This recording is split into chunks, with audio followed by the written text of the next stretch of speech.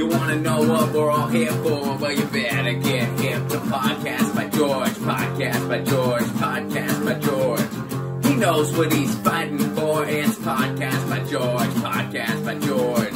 Wanna know what we're fighting for? Hello, hi, how are you? Welcome back in to another podcast by George. Well, it's a big moment. It's a great day. It's 420 when I'm recording this. That means a lot of things to a lot of different people, but for me today, it's going to mean an opportunity to interview and talk to the great Lee Camp. And for the folks that may not be familiar, Lee's the head writer and host of the national television show Redacted Tonight. It's called Lee Camp on RT America. He's a former contributor to The Onion, a former staff humor writer for the Huffington Post, and his web series Moment of Clarity has been viewed by millions. He has an outstanding show with Eleanor Goldfield, Common Censored, and also he does Government Secrets with Graham Elwood to get that kind of solid left-wing perspective out there on the coast. He's toured the country and the world with his fierce brand of stand-up comedy. He's George Carlin's daughter, Kelly, for God's sake, said he's one of the few comics keeping her father's torch lit. And Bill Hicks's brother, Steve, said Lee is one of only a handful with Bill's message and passion. Also, I want to mention that he is the author also of all those things. He's also an author. He wrote this book, Bullet Points and Punchlines. Now, this is my little black book. You'll see me hold this up and refer to it a lot on Podcast by George because that makes you a smart guy. He covers just about everything I care about in that book, and it's easily referenced and sourced. There are great footnotes, and it's just a great book. Lee, thanks for coming on a Podcast by George. Thanks a lot. I'll send you the $10 I owe you in the mail for that intro. Well, I'm a huge fan, and I got to mention my wife loves Eleanor, too. I mean, your shows are great, and we watch as many as we possibly can. You're about the busiest guy in D.C., and I wanted to get rolling here because your time is limited, obviously. That trial right now has everybody on edge. Derek Chauvin is on trial up in Minneapolis. It's waiting in the hands of the jury. I'm kind of a cynic, Lee. I'm telling people I've seen this script before. I mean, here's the thing people have to remember. From 2005 until, the numbers, the latest numbers were, early 2020 or 2019, there had been 3 officers in the United States actually convicted of murder over that 15-year span. 3 officers when over 1,000 Americans are killed by police every year. So we're talking a conviction rate of murder. Sometimes they're convicted of other things, but conviction rate of murder of, 0.001% or whatever it is. It's a tiny nothing amount. Essentially, it is 0. And then even the number that are convicted of something lesser for murdering someone, even that conviction rate is like 0.024 or something %.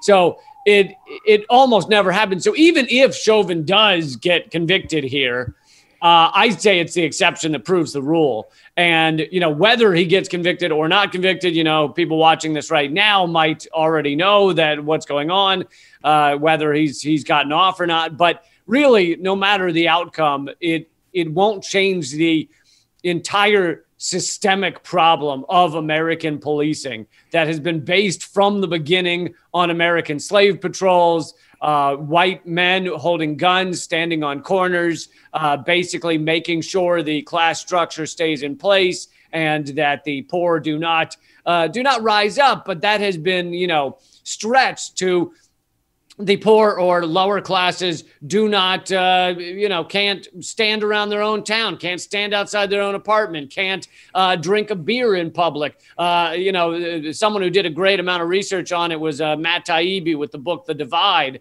in which he mainly focuses on New York City. But for example, open alcohol container laws. They looked into the numbers, or he looked into the numbers, and only 4% of arrests in New York City for open alcohol containers are for white people. Now, that's not because white people don't walk around with open beers. Plenty of young people do, but it has to do with the fact that it's used as an excuse to arrest people of color. And there's so many laws like that. More laws are added to the book every day, making it illegal to be poor or homeless. You can't sleep on a bench. You can't sleep in your car. You can't give out food to the homeless in many places. Just disgusting laws that are meant to make it illegal to not be rich. Because if you're an investment banker sleeping on a bench, let me tell you, they're not locking you up. Well, and you make an excellent point there about the fact that the police are not arrested, they're not convicted, they're not imprisoned over these kind of crimes. And it's kind of a self-fulfilling prophecy. You mentioned the fact that black people can't stand on a street corner. Well, they also can't stand on the balcony of a motel. And I know you and Graham have looked into the killing of Martin Luther King, that James Earl Ray dude. Now, I don't know as much about that as you do. There may have been a conspiracy there. There was this conspiracy, I know for sure. James Earl Ray knew that no white man had ever been convicted for the killing of a black man south of the Mason-Dixon line. And that was his modus operandi. That's what he was going for. He thought he would probably be rewarded in some way, but he knew that they wouldn't get him, that they wouldn't convict him. Now, it didn't hold true. I mean, he went to prison over it and died there. But that's what he was thinking. That's how those kind of things happen. Okay, so that segues very nicely into another point that you've recently made, and we may see some of this very soon. My God, I don't know what's going to happen because the country is on edge. It does kind of remind me of 1968. But the fact that the cops now are rolling up in tanks instead of Fords. I mean, policing has changed in this country in a lot of ways. But again, this is the militarism of the police. Can you explain that a little more?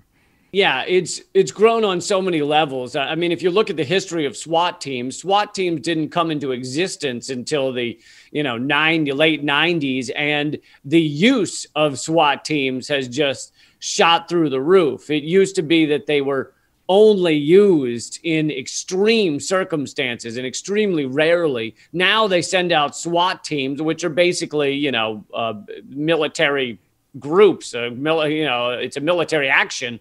They send out SWAT teams for doing just about anything. Somebody's growing weed in their house, they send out a SWAT team.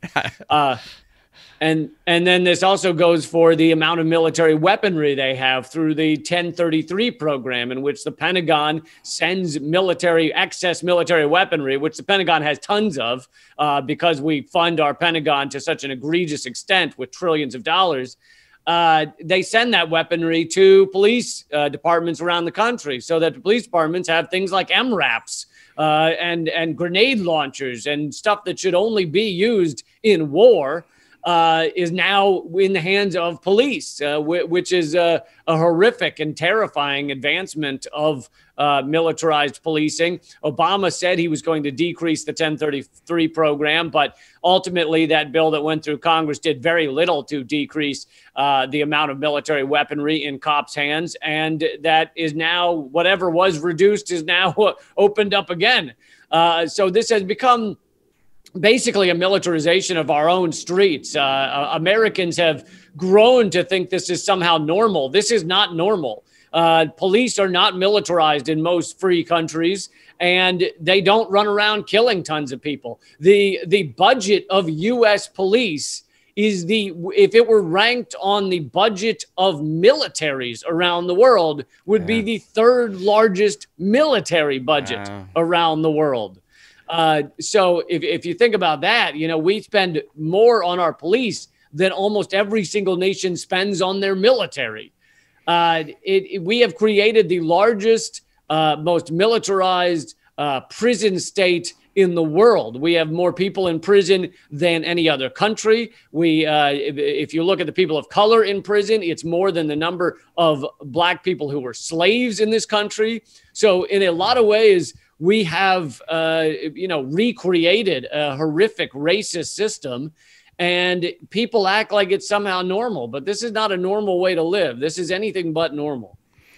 Well, this discussion about the military involvement segues very nicely into the next topic, and we're just kind of running through the headlines here. But I saw in a moment of clarity recently where you were talking about this ridiculous Russian bounty story. I mean, it was ridiculous on its face. I even commented on it in my podcast. Just common sense would tell you, what the hell would the Taliban have to be paid by Russians to kill Americans for? We've been bombing the shit out of them, occupying their country for 20 years. That didn't scan at all.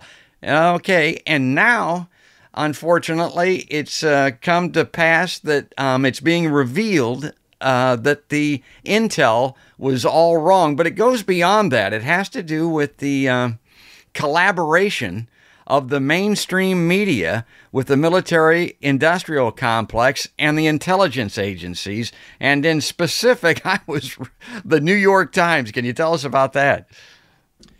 Yeah, I mean, so it started with the New York Times, but this is a standard operating procedure for false news, basically propaganda that's put out by our deep state, by this, and that's not, people think that the term deep state originated with people trying to defend Trump, but the term and understanding of the deep state's been around a long time. Oh, yeah. And, so the CIA, the intelligence community, et cetera, they go to the New York Times and they anonymously tell them something. They don't allow them to give a source, so no one can check up on whether this stuff is true.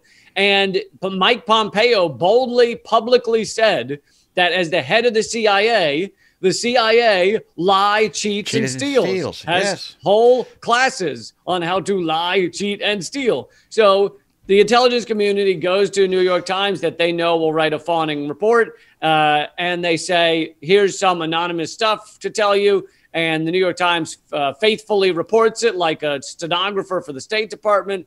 And those of us with any, questioning brain at all, 8 months, 10 months ago when this thing started, we said there's no evidence of this. No one's given any evidence. The idea that Russia would need to pay the Taliban to try and kill people they're already at war with made no sense. And sure enough, now, 10 months later, the Biden administration has said there is low confidence in this information, which for the intelligence community, the term low confidence basically means nothing more than a rumor. And it is nothing more than a rumor. And yet you had months and months of our media running around, acting like it was true, saying Trump's not addressing the fact that Russia paid bounties to kill U.S. troops.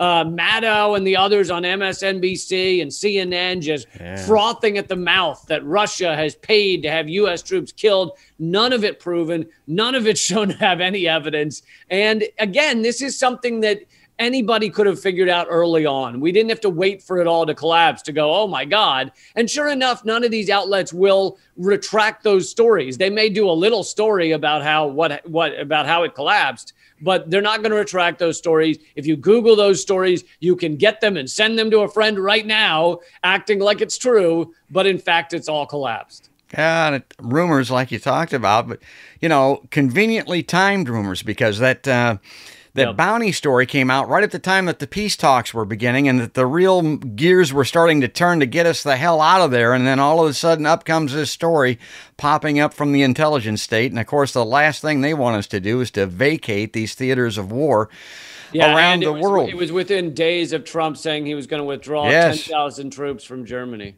Yeah, my God. Well, you talked about Mike Pompeo, and I don't know if you're even aware of this, but he's already running around Iowa. There's talks of him maybe running for president of the United States. A guy like Lee says that's on video talking about the fact that he's a liar, he's a cheater, he's a stealer. It reminds me of, why would you pick a guy like that for president? It reminds me of Ronald Reagan. I used to tell people, God, he's an actor. You understand this guy's an actor, right? Why would you want to elect an actor president of the United States or somebody like Mike Pompeo? And he's also now getting into some real deep thought about economics, and he's talking about Chinese economics a lot. And of course, this takes us to the next story, and it's really a result of some excellent investigative journalism on your part, Lee. You've really uncovered some things about China. Can you tell us what you found? You're talking about the latest claims of genocide in China? Yeah, and their COVID response. China is responsible for 20% of all COVID deaths, and so many of their people, 500,000 of their people are dead from it. Oh, wait, that's the United States. Yeah. But if we get back to China, they have the largest prison state in the world with 2 million people locked up, largest per capita, largest by sheer number, just terrible prison state world that they live. Oh, wait, that's the United States. I'm sorry, I forgot. People of color, minorities, yeah.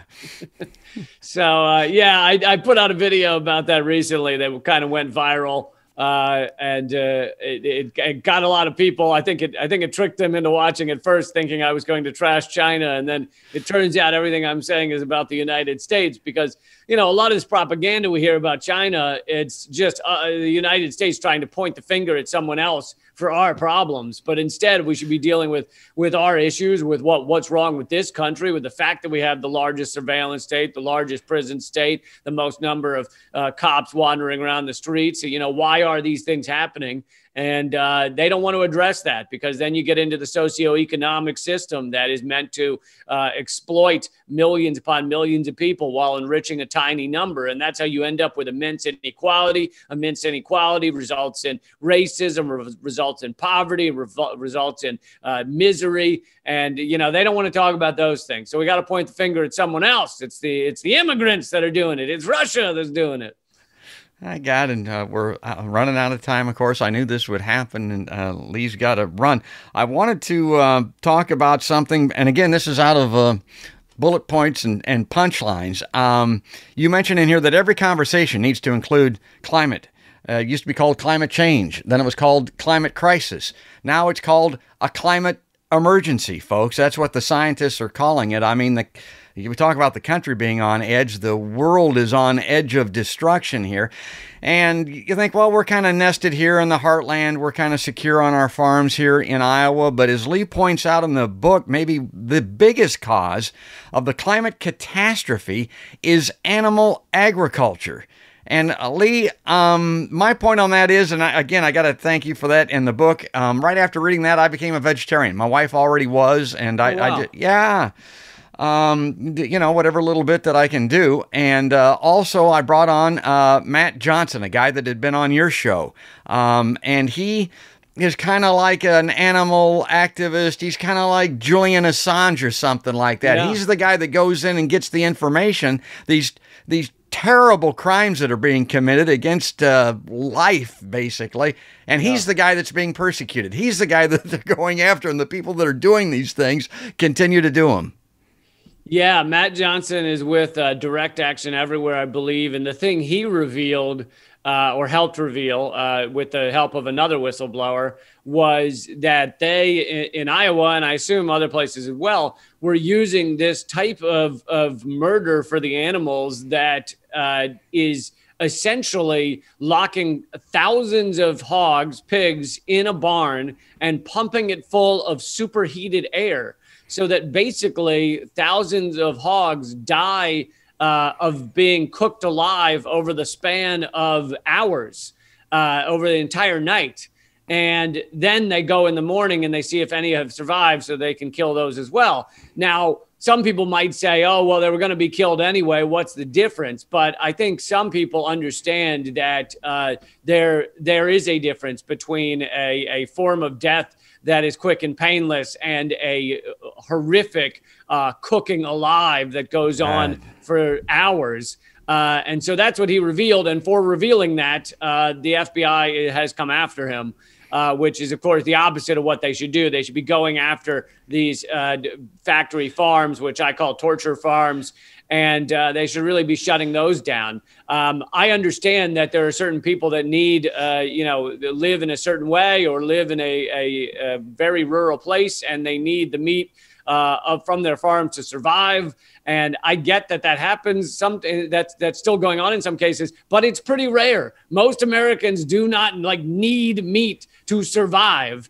And the truth is, if we were all just to cut down our amount of meat we eat by a large percentage, you wouldn't have to be a vegetarian, just only eat it once a month or once a week or something. Then we would decrease the amount of climate harm we're causing also exponentially. And what animal agriculture is responsible for, it's like 30% of all fresh water use is for animal agriculture, which we're supposedly running out of fresh water. I've covered how there are answers to that, but we're not getting them soon enough.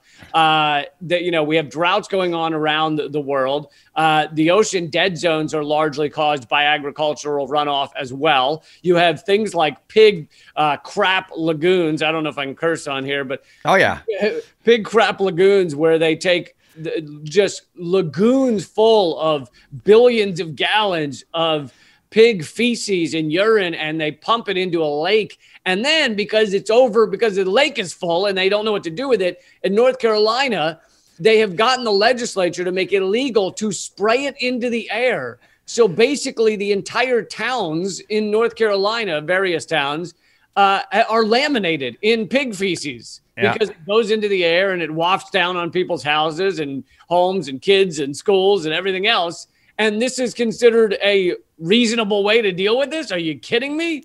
So there's just so many problems with it. Yeah, it's so bad here in the state of Iowa, and we usually are the nation's largest pork-producing state. We slaughter more pigs than any other state in the union, folks. Well, we can't go in the lakes and rivers. I mean, it'll kill dogs, literally. We can't even drink the groundwater here in Iowa, and then you go down below that, and there are fracking pipes. So it's a hell of a state of affairs. Well, we've run out of time. I want to get one closer here from you, Lee, and we're talking about climate. It's a very good example, this kind of overview of Joe Biden's presidency thus far. He's done some lip service towards trying to do something about climate. It's kind of quintessential Biden in American politics. It's a little bit, but it's not nearly enough. What's your take? Yeah, I mean, there's so many things that need to be done. I'm not going to say that every single move made is useless, but you look at some of the things he's pointing to as the major change for climate change, and it's like putting in 500,000 charging stations for electric cars, which, yes, electric cars are better than gas cars. We need to switch to electric cars. But if you really want to address the issues, every American should not own a car or 3 cars. There's no way this planet can sustain that. So the idea that we should all have a car or 3 cars is just crazy. And no politician wants to address that or even talk about that. Instead, it's just more electric cars, more of this, more charging stations, more. It's always got to be more, rather than saying, here's how to create a system or a society or a way to live that does not require more consumption, more buying of things like cars, which equals junking and trashing of cars. You could make public transportation and talk about how important it is for people to use public transportation and that kind of thing. But of course, they're not doing that because they want people buying. You have to endlessly buy or the system cannot sustain. So to me, it's like, yes, it's good to have electric cars, but it's literally like the perfect example of too little, too late. We need to heavily change our socioeconomic model that is destroying the environment around us, rather than just continuing to put in and buy new things. So that's a big part of it. Biden also, one of the biggest causes of climate change is war and militarism. We have 900 military bases around the world. The military, by an organization, is the largest polluter in the world, the U.S. military. If you talk about one organization, it puts out more greenhouse gases than many countries. And so if you aren't going to address militarism, and in fact, he has increased Trump's Pentagon budget, which is just outlandish. How can you possibly consider increasing the military budget when we're spending $1 trillion on the F-35 fighter jet that's been a disaster? So if you aren't going to address military and war, then you're not really addressing climate change. You're not really dealing with it. You're dealing with the little trimmings on the side. That's great. That's so well said. Folks, that's Lee Camp. I mean, he's a television show host. He's all over the internet. He's got several internet shows. And, of course, this great book. I want to hold it up again. Bullet Points and Punchlines. I mean, get this book. And I guess what I would tell people, Lee, the best, because you've got all these irons in the fire, the best place to go to get all this stuff is just leecamp.com, right? Yeah, that's the main place. If people don't remember anything else, leecamp.com, leecamp.com. And, I'm on Twitter. I'm on YouTube. The TV show Redacted Tonight is up on various pages as well. You can watch the whole thing online. You don't have to get it on TV. But yeah, again, I think it's just easier to remember leecamp.com. It is for me. Well, that's great. Lee, thanks for coming on a podcast by George. Such a pleasure. Yeah, folks, that's going to do it. That's a big moment for me. That's going to wrap it up. That's going to do it for this particular episode. If you like Podcast by George, do the same thing. Just go to podcastbygeorge.com. That's the best way to pick your platform, and you can watch us or listen to us any place that podcasts are seen or heard. But that's going to do it. That's going to wrap it up. That's all there is, and there ain't no more. That's another podcast by George.